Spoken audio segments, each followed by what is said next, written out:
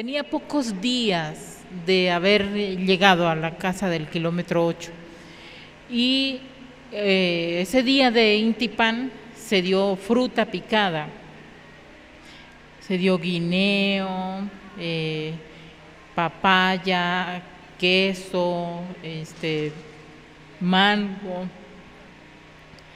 pitahaya, muchas frutas, algunas frutas con miel y queso. Eso era para todos. Y algunos comieron y sobraron comida. Y la dejaron en el plato ahí, solo entraban a la cocina y la dejaban ahí. Entonces un plato que tenía una porción y lo fui a tirar por el sifón del lavaplatos. Porque yo dije, pues esto ya se bota.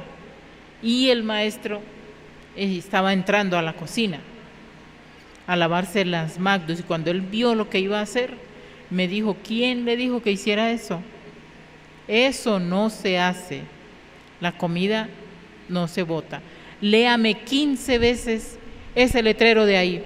En la cocina había un letrero grande en la pared por encima. Era un texto bíblico de Juan 6:12, que dice, y como fueron saciados, dijo a sus discípulos, recoged todas las migajas porque no se pierda nada. Me puso a leer eso 15 veces para que no se me olvidara que eso no se botaba, que si eso era sobrado de alguien, había del kilómetro 5 subían por los desechos para los cerdos, o también del kilómetro 10 me parece, también bajaban. A veces se llevaban para el kilómetro 5 o a veces al kilómetro 10 a un señor que tenía cerdos y que él recogía las aguamasas. Entonces, como eso ya no se lo iba a comer una persona, eso se lo podían comer los cerdos y nos ayudaban a no encarmarnos botando comida. Esa fue la enseñanza que me dio el maestro ahí en ese momento. Cuando uno por accidente bota la comida, yo inmediatamente me acuerdo de eso y voy a recoger, se lo doy a las gallinas o que comen los perritos, pero procuro que no se pierda. Esa es la doctrina viva, ¿no?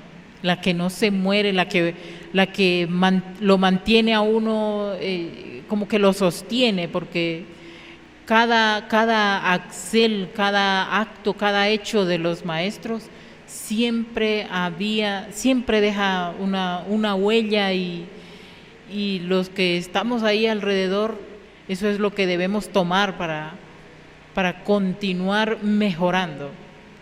Ahí ya el maestro, me imagino que ya atendía salud, casos de salud, ya ejercía como médico universal. Ambos, sí, creo. Mire, yo llegué un día martes 21 de septiembre, y el día sábado me impresioné tanto cuando fui a llevarle el desayuno, en ese tiempo se decía así, a la que atendía la venta. Y ya había una enorme cantidad de gente ahí afuera, apostados unos en un kiosco y otros en otros, haciendo fila. Y la fila se extendía hasta abajo de la carretera abajo se extendía la fila. Y toda esta gente, ¿qué hace aquí? Entonces ahí me dijo la maestra Albedo, es que los maestros atienden casos de salud. Se me hizo raro, pero bueno, y me dijo, y alístese porque tiene que venir a ayudar aquí a despachar plantas. Entonces, a la hora que los maestros tomaron su Intipan, que era bien de mañanita, y salieron a atender, el maestro Kelium al kiosco de arriba, el maestro Joab al kiosco de abajo, 3 personas para escribir las recetas o las masvidetas, 3 aquí con el maestro Joab, 3 allá con el maestro Kelium, y un guardián que fuera entrando la gente y la volvían o sea, para que estuviera pendiente que el que entrara saliera. Y así fue pasando el día hasta más del mediodía, y los maestros sin descanso.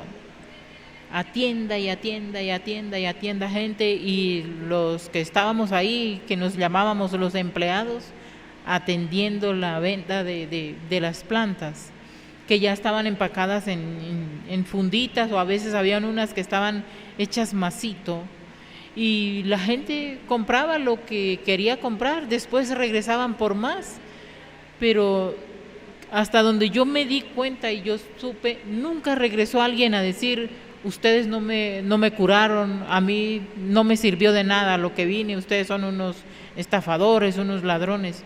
No, al contrario, subían a agradecer porque se habían curado.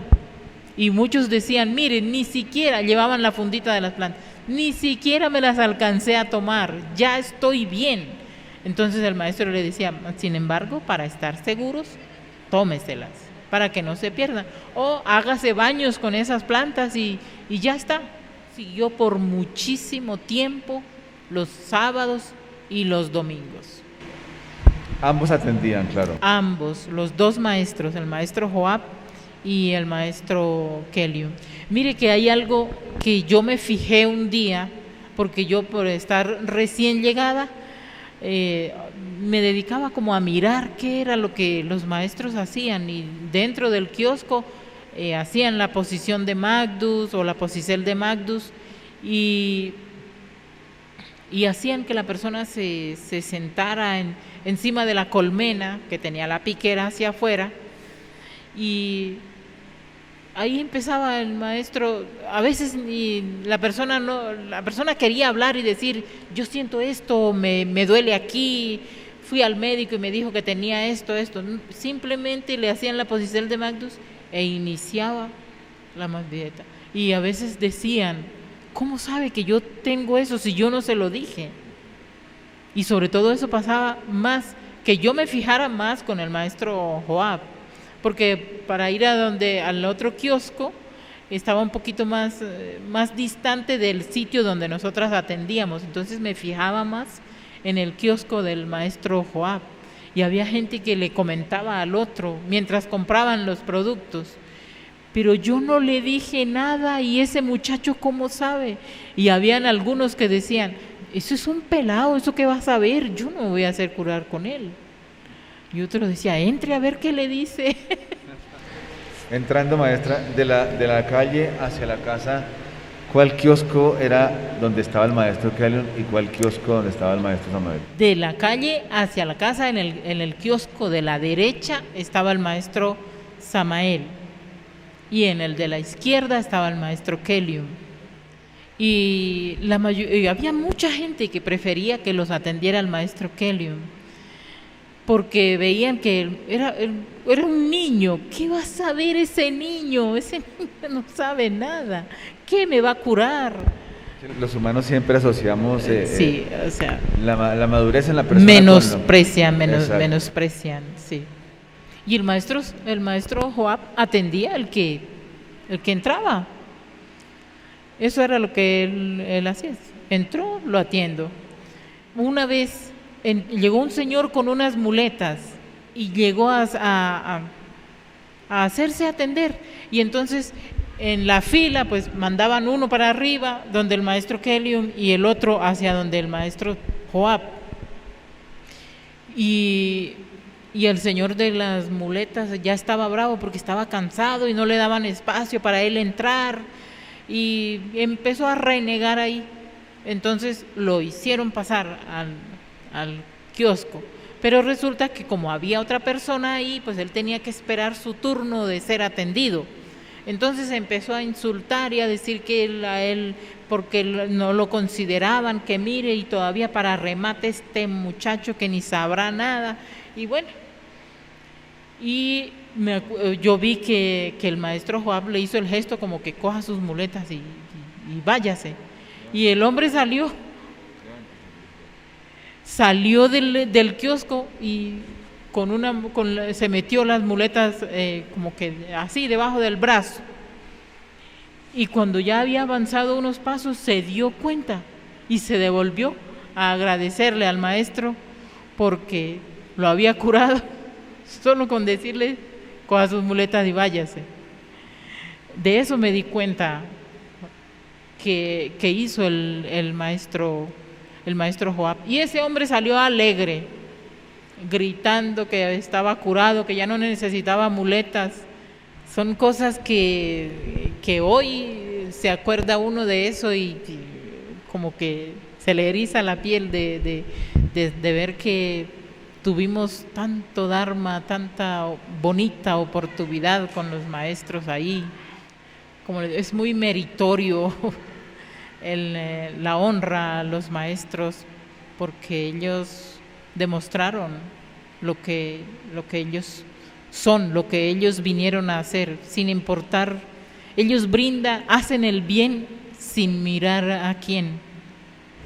Tengo entendido, maestra Ana, que por esa época era muy común ver naves sobre la casa, era muy común.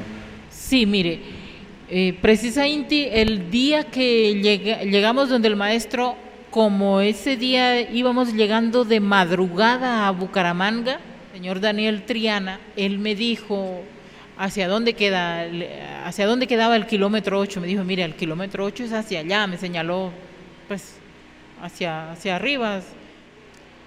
Ahí yo vi la primera vez que vi como un disco dorado, como una nave que brilló muchísimo y luego se apagó, pero quedó la silueta.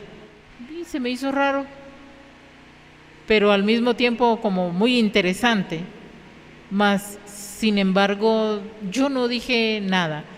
Pero llegando a la casa del kilómetro 8, sí, no sé si otras personas sentirían lo mismo, pero lo que correspondía al entorno de la casa se sentía como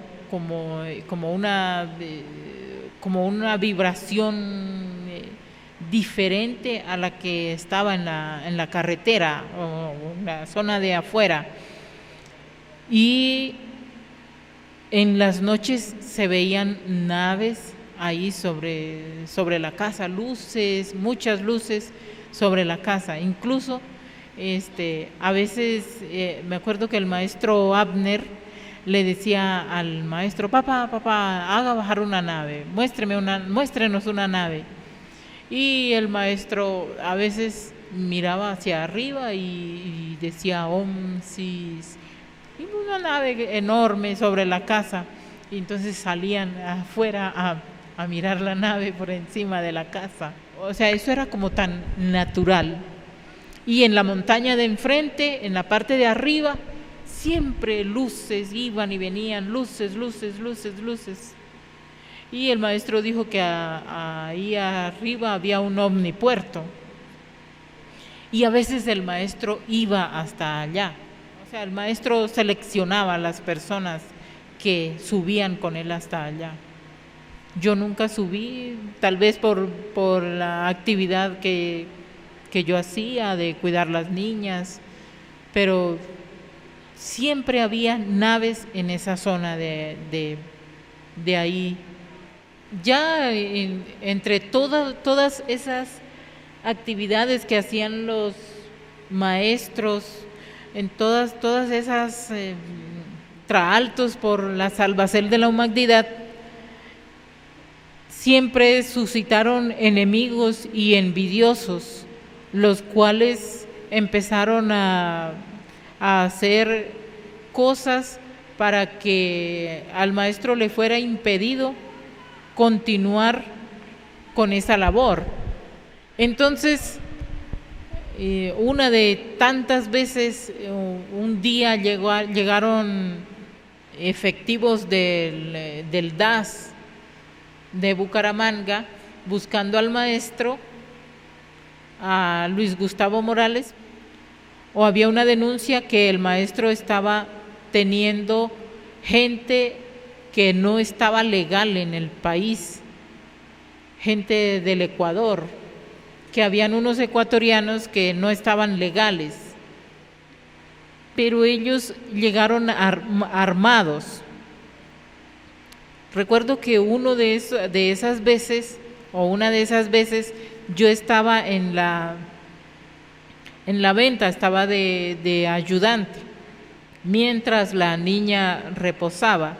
Cuando ellos se bajaron del carro y los vimos que estaban armados, la de la venta empezó a atenderlos y yo bajé a avisarle al maestro que lo habían llegado buscando. Entonces le dije que eran del DAS, que estaban armados. Entonces el maestro dijo, vaya, atiéndalos mientras yo salgo. Estos hombres, eran 3, entraron sin que se les diera permiso, o sea, sin que se les autorizara, entraron a la casa, pasaron por la venta y bajando a la cocina, la maestra Afrodita, así colgadas como del techo, tenía unos planteros.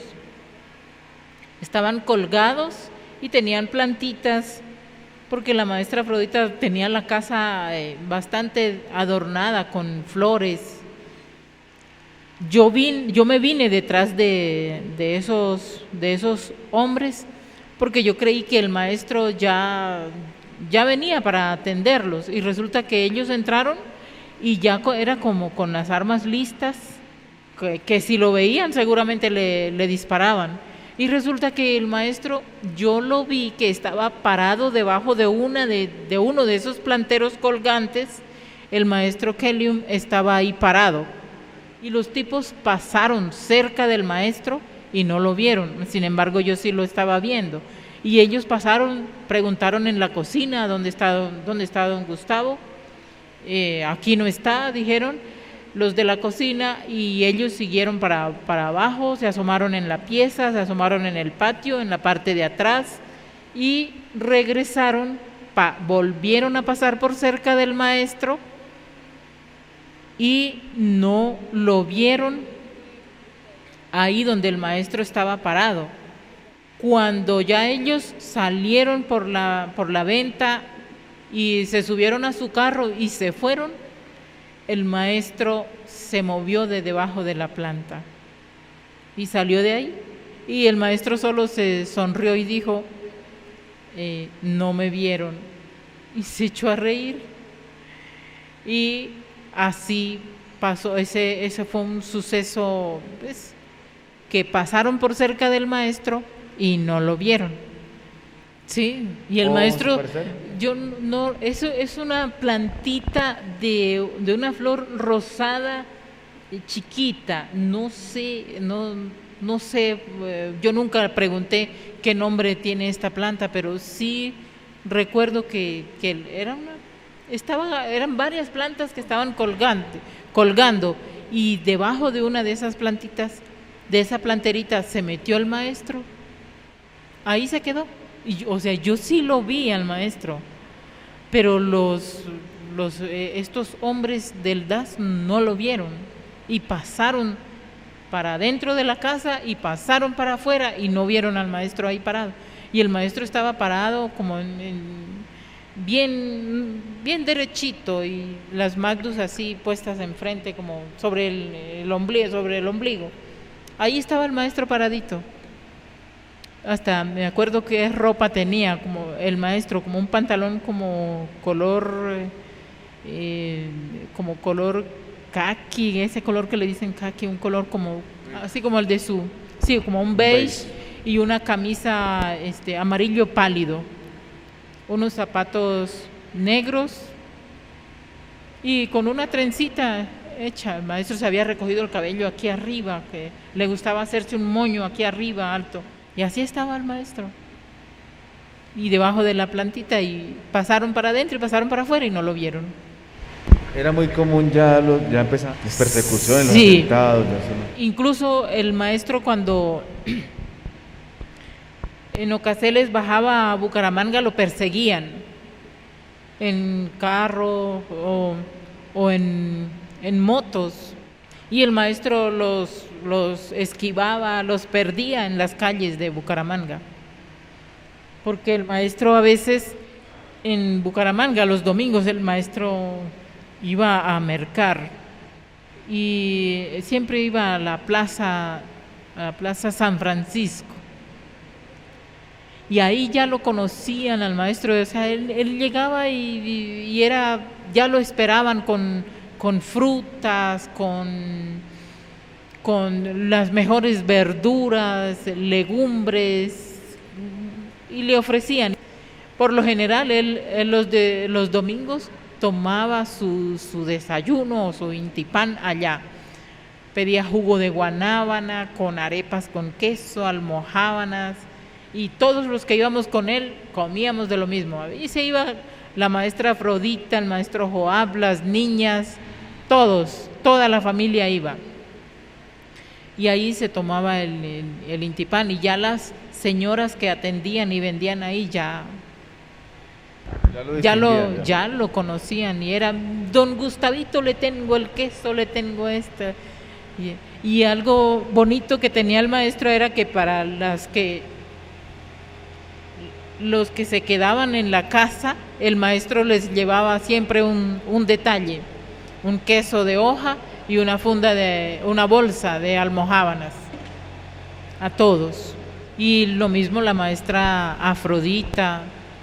A veces mandaba al maestro Joab a comprarle, por ejemplo, a los varones, que les comprara una toalla, medias, ropa interior. A veces mandaba al maestro Joab que fuera.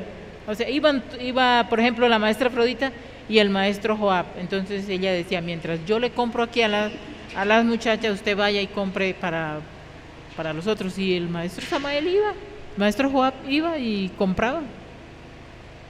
Y la maestra, si veía que, por ejemplo, a mí me faltaba algo de ropa, ella le pedía permiso al maestro: voy a irme con Ana María a comprarle algo. Y salíamos con la maestra y nos compraba ropa, zapatos. Ella siempre estuvo muy pendiente de todas, y de todos también.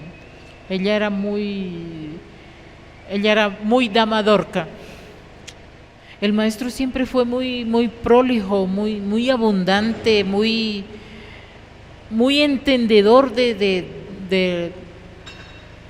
que el que está vendiendo su producto lo hace porque lo ofrece, y el precio que pide es un precio razonable, aunque había algunos que se pasaban, pero el maestro ya era cliente de algunas señoras en el mercado y señores que ya como que le tenían apartado, porque sabían que al maestro le gustaba lo mejor. El maestro nunca compraba así para que como que frutas que ya estaban como en pérdida. Sabe que al maestro siempre una señora le guardaba una caja de chirimoyas, lo que, bueno, se la llamaron chirimoya, pero era como el que llaman anón, que el maestro le gustaba mucho esa fruta, y el maestro y en los cajoncitos de donde se vende la misma fruta, las señoras le acomodaban mesa y silla y le armaban su mesita ahí, el maestro ahí comía entre toda la gente. Y mientras tanto la otra señora le hacía el jugo de guanábana en leche, bien rico, arepas con queso, almojábanas, y lo atendían bien, y el maestro cargaba ese carro, pero con todo, pagando muy bien. O sea, el maestro nunca que yo hubiera visto, y creo que nunca lo hizo,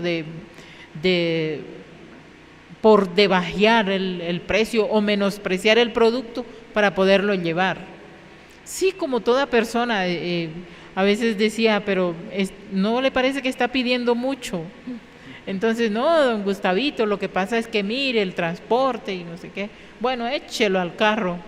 Es que hay algo, venerable maestra Nana y oyentes de las emisoras y televidentes, que conociendo al maestro, siempre que llegaba alguien del campo, por ejemplo, a traer un producto, El maestro, por ser del campo, un campesino, él siempre valoraba el esfuerzo de un campesino, porque es que el que está en la ciudad y tiene dinero no valora el esfuerzo de un campesino que madruga, desde muy presto, recibe el rayo del sol en sus lomos, a veces sin comer, y luego se le pierde la cosecha, a veces de la cosecha saca un porcentaje mínimo, ya le está perdiendo, luego viene alguien que quiere comprársela a precio muy barato, para esa persona sí ganarle un gran porcentaje. Entonces el campesino siempre como que es el que lleva del bulto, por así decirlo, o sea, el que se esfuerza, Claro, y no tiene buenos. El maestro siempre veía a un campesino y le daba eso, y a veces hasta le ofrendaba un poquito más. O sea, me imagino que es valorando el esfuerzo del campesino, porque sin el campesino no llega comida a la ciudad. Sí, hay algo que me fijé en algunas veces, y es que el maestro, por ejemplo, a esos puestos, su merced sí se da cuenta que en los mercados a veces hay puestos que están como bien alzaditos, bien acomodaditos, y esa gente cobra más. El maestro iba a los puestitos donde la gente en sus cajoncitos ponían las cositas que vendían, y por lo general eran señoras ya mayores, y el maestro apoyaba a esa gente comprándoles, y ya lo conocían al maestro, ya sabían cuándo él iba y lo que le tenían, y el maestro era como uno más de ellos ahí. Se saludaba con todos, un amigo más ahí con todos, y comía, y todo el mundo pasaba y lo miraba, y a veces había días que el maestro iba con el pelo suelto, y comentaban entre esa gente ahí que don Gustavito parecía el Cristo, esas mismas señoras vendedoras, y siempre llenaban al maestro de bendiceles. Que Dios me lo bendiga, don Gustavito, que me lo guarde, que me lo cuide, y haciéndole crucecitas al maestro, las señoras. Y el maestro se reía también. Sí, el maestro les cogía las manitos y se las ponía, le cogía las manos y se las ponía en la carita de él, así. El maestro muy entrado con esa gente, en verdad. El maestro era o sea, la gente lo miraba muchísimo, muchísimo, muchísimo. Y él actuaba de forma como tan natural, pero esa presencia del maestro impactaba muchísimo en la gente. Iba a comprar en otro lado, por ejemplo, el arroz, y otras cosas así en otros puntos, y todo el mundo lo volteaba a mirar. O sea, podían estar hablando lo que fuera y se giraban a mirar al maestro. O sea, él era como un centro de atracción para la gente en esa plaza de mercado. Y aún en la calle, claro, en la calle también. Es que no me imagino, maestra Nana, que de todas formas ya todo, prácticamente casi toda Bucaramanga había subido a que la atendieran en medicina, pero era un personaje ya conocido. Claro, hasta gente de la calle, gamines, porque a veces el maestro les ofrendaba de lo que llevaba. Si el maestro veía en la calle un mendigo, un gamincito, ofréndele algo, démele algo aquí a este chinito, y una fruta, pan, almojábana, un trozo de queso, ahí se le daba. Entonces al maestro lo conocía muchísima gente. Entre esos gamines fue que estaba el maestro May, que un maestro, un gamín, un hombre de la calle. Cuéntenos cómo fue eso, maestro. Bueno, mire, el maestro había adquirido un almacén de una fábrica de productos apícolas que se llamaba Induabejas. No sé cómo el maestro había conocido, me imagino que había conocido a ese gamín así, de esa forma, ofrendándole al incierto, preguntándole algo en la calle, y el hombre ya iba a visitar al maestro a Induabejas, y el maestro lo develó como maestro May. La verdad, el día que el maestro le develó ese simbre, yo no fui, pero después yo fui y yo era verbalizadora. Ese día yo llevaba la grabadora porque ya todos los hechos del maestro ya empezaban a ser grabados. Entonces, si el maestro hablaba con este o hablaba con aquel, había que grabar lo que el maestro dijera. Entonces, cuando el maestro llegó a Indoabejas, ya estaba ahí ese maestro, el maestro May, ya estaba ahí esperándolo. Y se saludaba con el maestro de abrazos, de agarrar el antebrazo. Y era una cordialidad entre los dos. Y era un gamín, vestido de gamín, Pero así sucio, así trajeado con... como gamín. Era un muchacho, un señor mayor. Un muchacho, no tan muchacho, pero era joven. Y hablaba con el maestro, hablaban muchísimo rato ahí los dos. El maestro haciendo sus cosas ahí en la fábrica, como le digo, estampando cera para los panales, y arreglando marcos, cajones, en fin, o sea, era una fábrica. El maestro estaba ahí y el maestro May entraba a laborar ahí con el maestro. Cuando el maestro llegó, él ya lo estaba esperando. Entonces él abrió los brazos, el maestro May abrió los brazos y le dijo, maestro. Entonces el maestro se lo quedó mirando y se sonrió y lo saludó con un verso.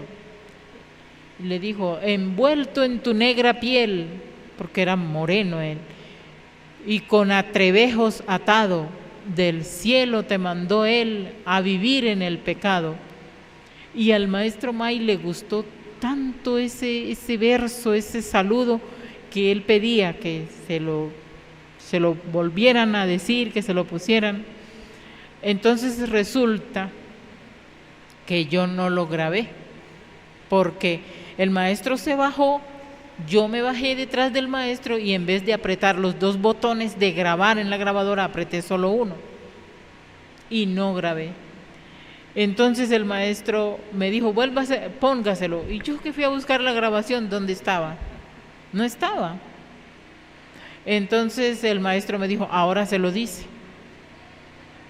Entonces me tocó redecirle y me tocó explicar en el cassette que no había quedado grabado, pero que el maestro le había dado ese saludo al maestro May. Por eso es que su merced lo sabe. Porque le tocó... Por eso es que me lo sé, porque me tocó decirlo. Bueno, y era para que quedaran estos días también acá.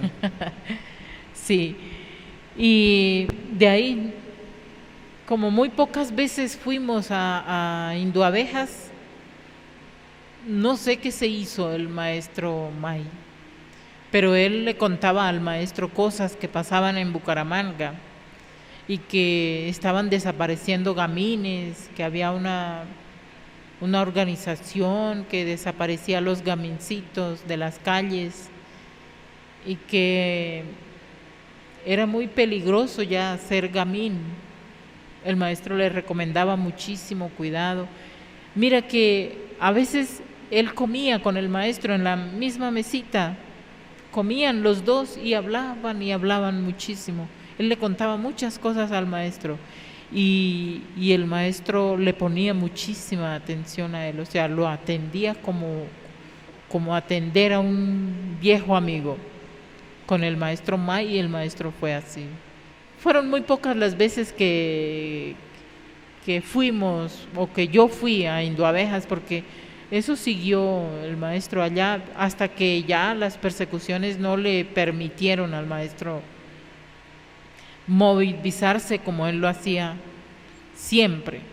Y ya como empezó a crecer el pueblo, ya había habido develaceles de maestros, el curso de artes marciales, procesos, en fin, había ocurrido muchísimas cosas en la casa del kilómetro 8 y alrededor de los maestros, que ya el maestro era muy público, ya, o sea, ya era, el maestro ya era internacional, porque ya iba gente de Ecuador, llegó gente de Perú, estaba llegando gente de Estados Unidos, en fin, la doctrina taoísta iba a paso de gigante, avanzando, y empezó a llegar gente, y ya el maestro empezó a buscar otro lugar, que fue, ya consiguieron el Kanda. El proceso de los 13, que ese es un proceso... Han hablado, pero tú sé que su merced lo sabe bien porque estuvo ahí. Cuéntanos un poquito de ese proceso de los... A la casa del kilómetro 8, yo no sé, yo como no fui gnóstica, yo no sé si sería cierto o qué, pero había un maestro que el maestro Samael Aun Weor nombraba en sus libros o simbraba en sus libros, que era el maestro Uriel, y ese hombre un día llegó, pero era un tipo que tenía la estampa y no la escondía de homosexual. Creo que hasta las cejas se había arreglado y muy afeminado, muy delicado. O sea, una cosa es un hombre afeminado, un hombre que es delicado, cuidadoso, y otra cosa es un hombre que deja ver que en realidad sí, que tiene una manera medio rara. O sea, cada quien hace con su cuerpo lo que quiere y vive como quiere, y eso él dará cuentas de lo que hace. Yo estoy hablando del aspecto del hombre en mención, que es el que se hacía llamar el maestro Uriel, y al maestro le dijeron que había llegado el maestro Uriel, lo hicieron entrar, el hombre también entró, eso fue en el kilómetro 8. Entonces él, que llegó a presentársele al maestro Kelium, que él iba a reconocer al maestro, porque él era como una luminaria gnóstica. Entonces a él lo pusieron que lo atendiera, me acuerdo que Tao San hablaba con él, creo que también algunas veces habló José de Arimatea, sí, pues hablando con el hombre a ver si había algo de Uriel ahí o no había. El hombre ofreció que él quería atender, hablar con los que quisieran hablar con él, que él estaba dispuesto a oír y a ayudar y a apoyar espiritualmente a los que quisieran. Entonces me acuerdo que mandaron, el que andaba haciendo las preguntas era Pío Penchó. Él andaba preguntándole así a cada uno si querían ser atendidos por el maestro Uriel en público o en secreto. Entonces algunos dijeron que en público, otros dijeron que en secreto. Total, se hizo una lista de 13. Y a la final ese hombre nunca atendió a nadie, porque fue como un proceso. El hombre, el voltaje del lugar, la vibración de la zona lo sacó. El hombre se fue. Nadie se hizo atender de él, o no sé si alcanzaría él a hablar con alguien, no recuerdo. Pero total, pidió el maestro la lista de esos 13. Siempre estaba ahí, claro. Claro que yo estaba en la lista de esos 13. El maestro mandó a hacer una cartulina, y en esa cartulina en letras negras y rojas escribieron en la parte de arriba de la cartulina, tour de estas 13 almas por los lugares más interesantes de los infiernos. Tour. Ya el maestro ya se había develado Lucifer, Induceus, y bueno, tour de estas 13 almas por los lugares más interesantes de los infiernos. Entonces el maestro eligió que 3 días antes de ese proceso, de ese tour, Nos puso que no podíamos comer miel, no podíamos tomar leche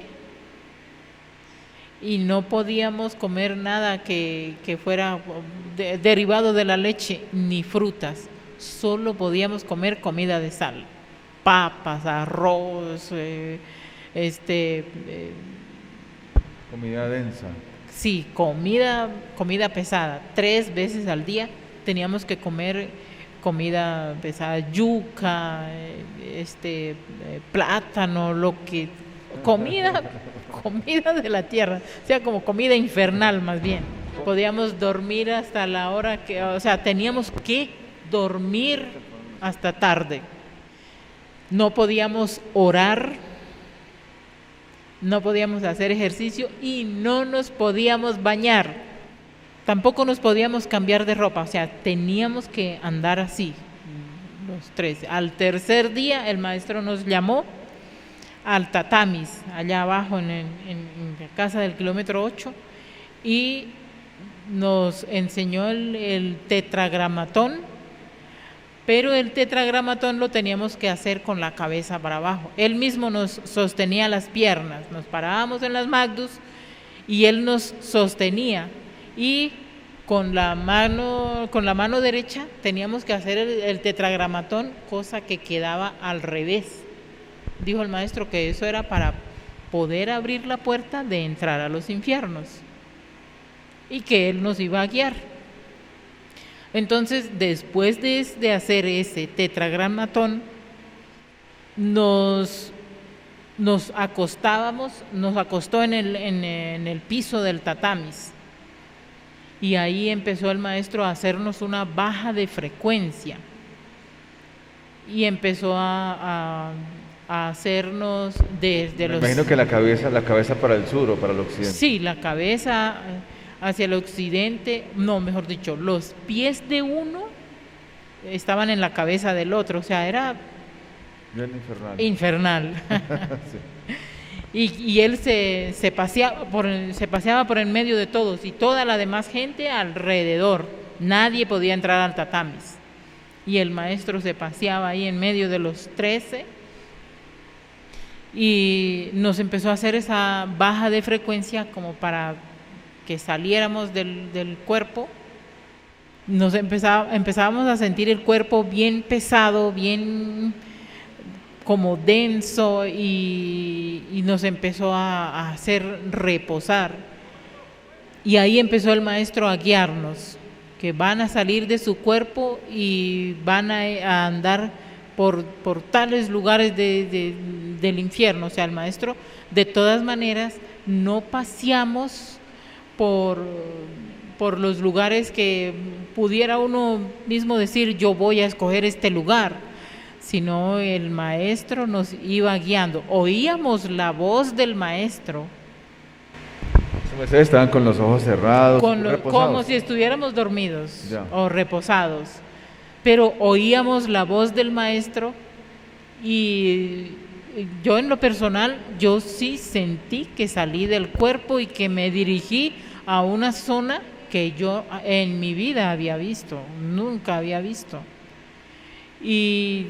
Y allá veía yo los que andaban conmigo, y ellos empezaron a coger así por diferentes senderos de ese lugar, que era como una especie de valle, y ese valle tenía algunas estancias, algunos lugares así como unos espacios, y en este espacio había como agua sucia, en otro había como algo frío y muy oscuro, en otro había como fuego así, y había gente metida caminando en esas llamas, y se quemaban y no se quemaban. Pero espera, ¿era un lugar iluminado, no? Oscuro, de pronto no se veía un astro, un sol? No, mira, era como cuarto si oscuro. estuviera anocheciendo siempre ahí. Era como cuando ya el día está casi totalmente ido, que empieza a entrar las sombras de la noche. Así era ese lugar, pero se alcanzaba a ver todo. Se alcanzaba a mirar hacia donde uno se dirigiera. Y el maestro nos advirtió: si les ofrecen comida, no coman, porque el que come allá se queda, dijo el maestro. O sea, ese es como el gancho. Sí, y mire, no sé en qué libro de la Biblia es que hay donde el rico y Lázaro, y que Lázaro está comiendo y el rico está abajo. Hay un lugar allá por esa zona que anduvimos que se ve así. Había una mesa grande y había comida, y nosotros pasamos por ahí y nos ofrecieron comida. Pero qué clase de comida de pronto. No sé, era algo como verde, como un puré, pero verde. Pero así como miasmático, ¿o qué? No, sí o sea, se veía comible. Y había como pan y eso, y a nosotros nos extendieron así, pero era gente que estaba como, ¿cómo le digo yo? Como si fueran dormidos despiertos. Zombie, no tan zombie. Y nos miraban y nos ofrecieron comida. Y yo me acordé que el maestro dijo: no coman. Y había gente que se acercaba a la orilla de un abismo, como de un precipicio así, y se lanzaban abajo. Y luego resultaban otra vez arriba, y volvían y se tiraban. No sé, yo me asomé y para abajo no se veía fondo. Yo decía: pero ¿cómo caen y vuelven y salen? Dice el maestro, dijo: de pronto van a ver gente conocida allá. Y yo, la verdad, toda la gente que vi, pues yo no la conocía. Tal vez había familiares míos, pero como pienso yo que habían muerto estando yo muy niña, no me acordaba de ellos, no los vi, pero había gente que sí, como que sí nos conocían y nos pedían ayuda. Y el maestro nos dijo: no ofrezcan nada porque les toca regresar a cumplir la promesa. Todo eso lo íbamos oyendo en la cabeza, esa voz del maestro, porque al maestro nunca lo vimos allá metido. O sea, él como Lucifer tal vez andaba cuidándonos, pero por lo menos yo no lo vi. No puedo decir los otros, pero yo no lo vi de forma física, no lo vi allá, pero sí lo oía en mi cabeza. Hasta que ya el maestro pasó un buen tiempo, varias horas de recorrido allá en los infiernos.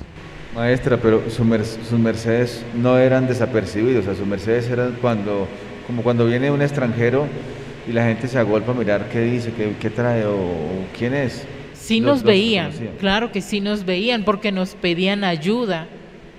Habían unas personas que estaban detrás de unas rejas grandes, unas rejas que parecía que no tenían fin, y esas personas estaban ahí del otro lado de la reja y nos tendían la mano y decían: ayúdenos, sáquenos, ayúdenos. Y el maestro solo decía: sigan, y seguíamos. Así recorrimos varios sitios del infierno. Es como, yo nunca me he leído la Divina Comedia, pero lo que he oído que cuentan es como muy similar a lo que nosotros vivimos en ese tour que el maestro nos dio por los infiernos. ¿Qué sentían sus mercedes? Por ejemplo, frío, calor o alguna sensación extraña en la cabeza, como una presión, como un desespero, una alegría, tristeza.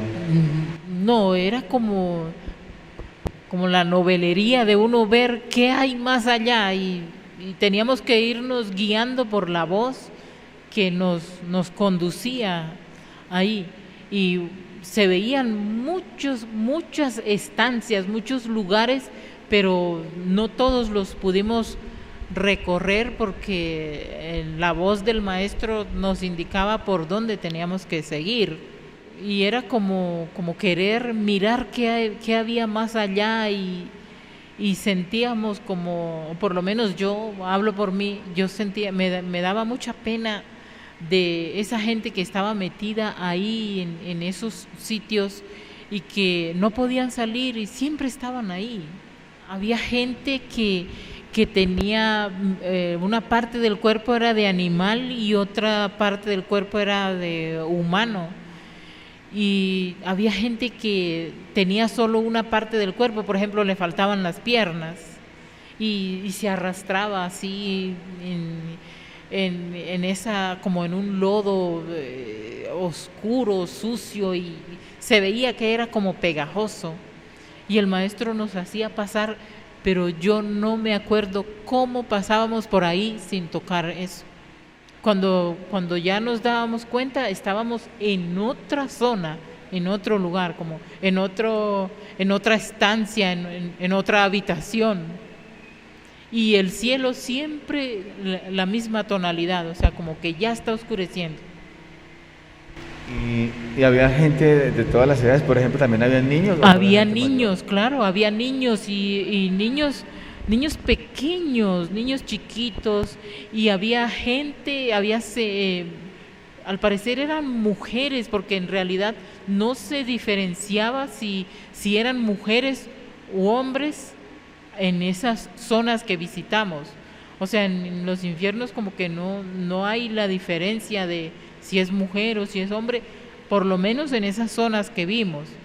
Y tenían niños alzados y los niños presentaban el mismo aspecto de los que estaban en esas regiones. Y había un río abajo, así, por un precipicio, abajo había un río, pero ese río aparentemente tenía agua, pero no tenía, porque había gente metida ahí buscando tomar agua, y el río se veía con agua, pero no tenía. No sé qué río era, porque no tuvimos la oportunidad de todos. El maestro nos puso a relatar a cada uno, pero dijo, solo cuenten, porque se nos van siglos explicando lo que vieron. Y solo contamos en porcentaje lo que vimos. El aspecto de las personas era como un aspecto fúnebre, o es decir, como sí, o sea, grisosos. No, más bien eran como amarillentos unos y otros como un tono como verdoso, como azulado, así. Ese era el aspecto, y el cabello sin brillo, los ojos sin ninguna expresión. Simplemente era gente que pedía ayuda, era como esa gente que ha pasado muchísimos días sin comer y sin beber y que están desesperados y no tienen voluntad propia, sino que ya es a donde los lleve el cuerpo, pero no podían salir. O sea, esos espacios, esas estancias, esos lugares tenían como sus límites. O sea, aquí están estos y de ahí no se pasaban para el otro lado. Había algo que les impedía o ellos no se pasaban. Sin tener un dirigente, estaban simplemente ahí, como condenados, pagando una condena. Exacto. Y había los que estaban, por ejemplo, metidos como en una llama, en el fuego, así, caminaban ahí y como que se derretían y se volvían otra vez a reconstruir, y se lamentaban y pedían ayuda y gritaban, y en la mayoría de esos lugares ellos pedían mucho perdón. Yo creo que el maestro nos llevó por ahí para que entendiéramos qué es el infierno, porque no sé si encima o debajo, pero de que existen. Eso le iba a decir, maestra, es que hay mucha gente aún en esta época que dicen que los infiernos no existen. O sea, por eso hacen lo que quieren y no importa hacer daño, lo que sea, pero el infierno no existe. Yo creo que es un testicierto de que en realidad sí existen esas regiones infernales, y que el que infringe las leyes y comete delitos, lógicamente, aparte de pagar el karma, tiene que llegar a ese lugar, tiene que pasar un tiempo pagando en los infiernos. Inclusive hay gente que teniendo cuerpo físico aquí, sus almas están en los infiernos, ¿sí? Como el maestro siempre nos ha enseñado, los maestros. Entonces es un tour en realidad por allá. ¿Y la ropa era rasgada o ropa común y desteñida? Sí, ropa muy vieja, como una ropa que ya es casi como sin valor, sin gracia. Simplemente era como un trozo de trapo encima. Me imagino que el caminar era un caminar como Sí, sin ánimo, sin esa vitalidad, como con dejo. como cuando alguien está muy cansado, pero tiene que seguir caminando. Esa era la sensación que me daba a mí, de ver a todas esas criaturas. Y eran bastantes, no eran, mira, era como un valle, pero el valle tenía así como lomas, como montañas, y más allá se veían otras cosas, sino que no alcanzamos a ir por allá, o el maestro no nos quiso llevar, porque él dijo por los lugares más interesantes de los infiernos, pero no más allá. Es como cuando su merced está llegando a una ciudad y se para en una lomita, y su merced de allá ve la ciudad allá abajo, y su merced ve acá la ciudad se ve dividida por barrios. Es más o menos así lo que yo quiero describir y tratar que me entiendan.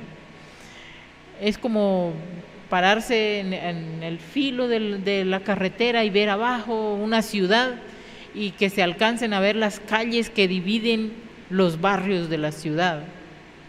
Así era, solo que en vez de casas era como a cielo abierto, y la gente ahí pagando sus condenas en frío, en calor, en humedad, y los que alcanzaban a ver de acá abajo, los que estaban arriba, que tenían comida, pedían que les dieran, y los que estaban arriba no oían a los que estaban acá que pedían comida, y simplemente porque nosotros nos acercamos ahí, nos ofrecieron comida.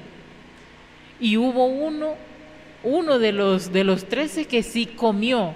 Es que yo no me acuerdo quiénes éramos los 13, pero hubo uno que recibió y comió, y yo me acerqué y le dije, no coma, que el maestro dijo que no se puede comer aquí, y él se acercó así a la orilla del abismo y vomitó, y vomitó allá.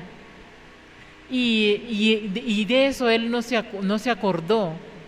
Cuando ya estábamos contando, él no se acordó que había pasado eso. O sea, yo estoy diciendo, íbamos porque yo veía algunos de los que estábamos ahí, pero ya cuando empezamos a contar, cada uno contaba una escena diferente a la que, por ejemplo, a lo que yo estoy contando. Y yo sabía que yo iba con ellos ahí, pero ellos contaban otras cosas. Y por ejemplo, el maestro preguntaba, y nos puso que sintiéramos algo encima de nuestro cuerpo que nos impidiera movernos en el cuerpo físico ahí. Nos puso algo que nos impidiera movernos. Y por ejemplo, yo encima de mí sentía como una morsa, como una foca, y cuando yo intentaba moverme, eso me apretaba más contra el piso y yo no me podía mover. Entonces yo le dije al maestro que todavía sentía la sensación de ese animal encima mío, y el maestro me sopló y me dijo, ya no va a sentirlo. Y de verdad no sentí más ese peso encima. otros sentían como que tenían una roca encima. Bueno, cada quien contó. Lo único que sí me acuerdo es que después que pasó eso, sí nos pudimos bañar y el maestro mandó que nos dieran leche y miel. Ya más Y aliciente pan, solar. leche, miel y pan. Ah, y un gajito de uvas para cada uno. ¿Qué tiempo duraron por allá? Bueno, ese proceso duró como unas 3 horas en horas de acá. ¿A qué hora Pero se inició? ¿A qué hora se inició más o menos? no recuerdo, pero cuando salimos de allá ya estaba de noche. Cuando subimos del tatamis ya estaba de noche. Y eso fue un poquito después del mediodía. Siempre duró algunas horas ese proceso. Y después cada uno a contar lo que vio. Cada uno a contar lo que vio. Y cada uno contaba algo diferente. Cada uno contaba algo diferente. Pero todos vieron. Pero todos vimos y sentimos. Porque el maestro dijo, y el que no crea que lo voy a llevar, va a saber que sí lo voy a llevar. Y sí va a estar allá. Y dijo, yo tengo que cuidarlos para que no se me queden allá. Y por eso oíamos la voz de él que nos iba guiando y nos iba mostrando. Pero nunca dijo, este infierno se llama así, esta zona se llama así, esta zona se llama así. No dijo. Simplemente nos iba mostrando como para que viéramos qué era lo que estaba sucediendo ahí. Y después de eso, común y corriente, bien, pudieron reposar bien, no. Claro, y ya nos podíamos bañar y comer. No, nadie quedó traumado para nada. El maestro nos dirigió muy bien todo y dijo que nos paseó por los infiernos y nos regresó a la tierra. Así es, el tour de los 13. El tour, así decía la cartulina. Tour de estas 13 almas por los lugares más interesantes de los infiernos. Y ahí estaba la lista. Yo era como la número 8, creo. Sí. 8 o 9, no me acuerdo. O sea, te consta que los infiernos existen. Sí, claro que sí, sí existen. Qué bonito, maestra Nana, gratísima. Yo sabía que su merced sí se le iba a contar bien, porque es que hay gente que lo cuenta y no, en realidad no han contado lo que se vio allá, es muy escaso. Cuentan el proceso con Uriel, que sí, que lógicamente si alguien viene estando con los jerarcas de la medicina, van a hacerse más vietad de un tipo y fuera eso amanerado. Sí. O sea, eso es negarse a la luz, darle la espalda a la luz, sí. Por Y buscar la oscuridad. De una u otra forma el maestro busca que todos aprendamos que debemos ser muy conscientes de con quién estamos. Eso fue una forma de concientizarnos también y de ver que si estamos con el enviado de Dios no podemos ir a servirle a otro señor. O sea, ¿cómo le voy a pedir a otro que me dé lo que tengo ya? Ya no podemos comer cuento a un amanerado, alguien que venga a decir, no, es que yo soy un maestro, soy tal cosa. Bueno, como dijo el Cristo, por sus frutos los conoceréis. Las primeras preguntas que uno debe hacer siempre cuando alguien se presente como un ser de luz o que trae un mensaje, bueno, ¿y de la castidad qué? Básico. Forma de disertarse. Lo demás mínimo, las cosas mínimas, ¿cuál es el templo de Dios? O sea, son las preguntas como básicas como para uno saber en realidad qué mensaje trae. Sí, en la preparacel que el maestro le hacía a los misioneros, porque no era porque haber oído la doctrina y ya agarre a este y a este y a este y envíelos, no. El maestro en la preparacel que les hacía a los misioneros, el maestro siempre les decía, van a encontrar personas que les van a hablar de espiritualidad, del amor y de muchas cosas, pero recuerden bien que tiene que ser una persona casta y tiene que hablarles de la castidad de forma científica, cómo es que se logra llegar a un nivel espiritual elevado y encarnar su real ser. Si alguien que les habla de eso, alguien que no sea yo les habla de eso, síganlo. Nunca nadie habla. ¿Dónde? Ahorita mucha gente habla y que el rayo del amor y que muchas cosas, pero siguen comiendo cadáver y entregándose al mundo y ese es tener el amor, o sea, vivir lo que se vive en el mundo. Entonces no se ha encontrado alguien que hable de castidad como hablan los maestros. Así es, maestra, y fue dicho por Jesús el Cristo, por este gran Salvador, nuestro Salvador, que en esta época, en las épocas del fin, llegarían muchos, diciendo ser el enviado de Dios, diciendo traer un mensaje de luz, por así decirlo, pero por sus frutos los conoceréis. Quien no hable de castidad está lejos todavía de eso. En un audio que mandó el maestro Samael a la maestra Jarelda hace unos días, lo dejó claro, dijo: sin castidad no hay perdón, y sin perdón no hay liberacel. Ese es el camino. Sin la castidad no se hace nada en realidad. Así es, y los maestros, por la forma como ellos hablan, lo que ellos enseñan y lo que ellos hacen, demuestran que la castidad sí la tienen ellos. Solo es mirar quién habla de la doctrina como habla, por ejemplo, como habla el maestro Samael, como habla el maestro Kelium Zeus, que hablan con una fluidez. No es que lo encontraron en YouTube, porque cuando ellos iniciaron la doctrina no había YouTube. Todo lo que ellos han hablado, la ciencia hasta ahora, está empezando a confirmar en un chiquito porcentaje lo que los maestros han estado enseñando. ¿Cuánto hace que los maestros hablaron de universos, Vía Láctea y todo eso, y hasta hace poco es que están ubicando cada cosa? Solamente alcanzaban a ver algunos planetas y algunos meteoritos y asteroides y eso era todo. Sí, maestra, a medida que ellos van hablando y van entregando su mensaje, así sea ese mensaje para poquitos que estamos acá o en los monasterios, igualmente se abre por las líneas, por las ondas T, las ondas Y, T y X. Sí, se abren y llegan esos mensajes a científicos, a muchos seres, y empiezan a darse descubrimientos o descubriciertos que hasta esta época no se habían dado cuenta los científicos. Empiezan a descubrir un mundo nuevo, pero es a medida que los maestros van abriendo esas puertas para que se sepa esto, hasta esta época, maestra. Porque ellos no es que buscaron esta imagen en este libro y la muestran.